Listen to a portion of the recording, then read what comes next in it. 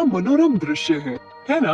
उन सभी चमकीले बिंदुओं को चमकते हुए देखें। क्या आप कोई आकृति बनाने के लिए इन बिंदुओं को जोड़ सकते हैं?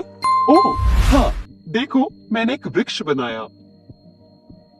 वाह, यह दिलचस्प लग रहा है। मैंने एक भालू भी बनाया। चलो कुछ और आकृतियां बनाते हैं। अरे, ये दिखाई क्यों नहीं दे रहे? शायद इसलिए क्योंकि प्रकाश हो रहा है। क्या आप इन टिमटिमाते हुई वस्तुओं को जानते हैं? ये तारे हैं। एक तारा एक खगोलीय पिंड होता है जो अपना स्वयं का प्रकाश उत्सर्जित करता है। क्या आप उस चमकीली वस्तु को भी देख सकते हैं जो नहीं टिमटिमा रही?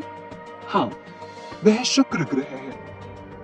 ग्रह और अन्य खगोलीय पिंड रात में आकाश में दिखाई देते हैं, लेकिन एक विशेष पिंड अपने आकार और प्रकाश के कारण सबसे अलग दिखाई देता है। हम सभी जानते हैं कि यह चंद्रमा है।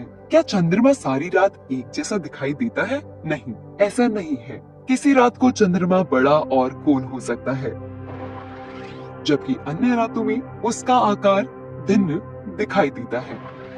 कुछ रातों में चंद्रमा आकाश में बिल्कुल भी दिखाई नहीं देता। आखिर ये कैसे होता है? हम जानते हैं कि चंद्रमा पृथ्वी का एकमात्र प्राकृतिक उपग्रह है, क्योंकि यह इसके चारों ओर चक्कर लगाता है। चंद्रमा के पास स्वयं का प्रकाश नहीं होता, बल्कि यह सूर्य से प्राप्त प्रकाश को परावर्तित करता है। सूर्य के सापेक्ष अपनी स्थिति में परिवर्तन के कारण चंद्रमा का अपना आकार बदलता हुआ प्रतीत होता है। हम एक समय में हम चंद्रमा का एक ही भाग देखते हैं। जब चंद्रमा और सूर्य दोनों आकाश के एक ही भाग में हों, तब चंद्रमा के दूसरे भाग को पृथ्वी से नहीं देखा जा सकता।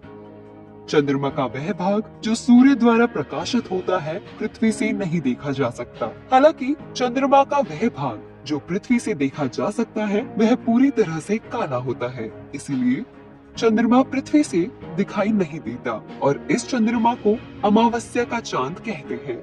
जैसे जैसे चंद्रमा पृथ्वी की परिक्रमा करता है, वैसे वैसे चंद्रमा का प्रकाशक भाग पृथ्वी से दिखाई देने लगता है। ऐसा लगता है कि चंद्रमा आकार में बढ़ रहा है। इस अवस्था को वर्धमान अर्धचंद्र कहा जाता है।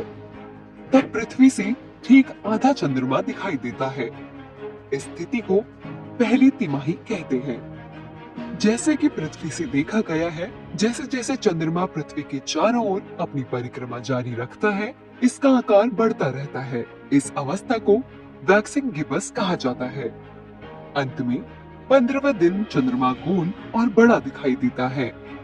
इस चंद्रमा को पूर्णिमा कहा जाता है।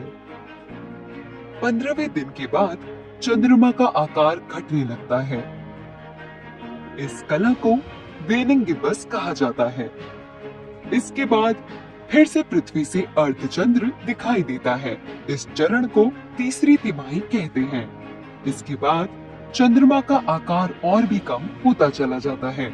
इस कला को नवचंद्र घटना कहते हैं। फिर से अगले 15वें दिन रात के आकाश से चंद्रमा पूरी तरह से लुप्त हो जाता है और यह अमावस्या होती है। अमावस्या और पूर्णिमा के बीच का समय 15 दिनों का होता है। चंद्रमा के इस पूरे चक्र में 29.5 दिन लगते हैं। जैसे कि पृथ्वी से देखा जाता है, चंद्रमा के इन विभिन्न आकारों को चंद्रमा की कलाएं कहा जाता है। इसकी ये कलाएं पृथ्वी, चंद्रमा और सूर्य की आपेक्षिक स्थिति के कारण बनती है। हम कलाओं को चंद्रमा के विभिन्न आकार के रूप में देखते हैं। Thanks for watching. Please comment और लाइक करें और चैनल को सब्सक्राइब करना ना भूलें। मिलते हैं नेक्स्ट वीडियो में।